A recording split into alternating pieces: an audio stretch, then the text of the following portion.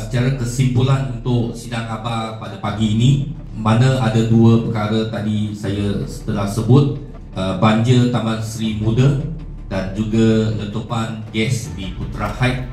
Jadi rakyat masih tertanya-tanya adakah kita berhadapan dengan masalah lagi utama banjir di Taman Sri Muda, sistem pemparaitan yang masih tidak dapat diselesaikan. Kami MCA Selangor mengumumkan dan belanjakan pasukan petugas kecemasan banjir Taman Sri Muda yang akan diketuai oleh MCA Selangor.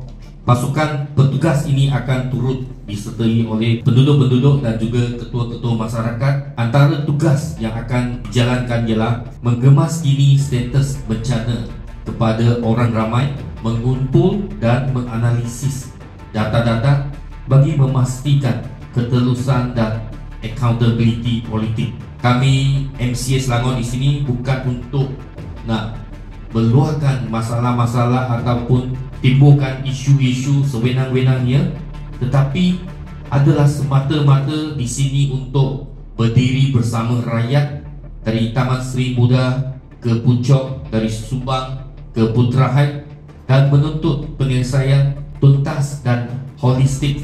Rakyat sudah penat dengan janji-janji yang dijanjikan dan masih belum ditunaikan, dan rakyat tidak mahu lebih banyak penangguhan.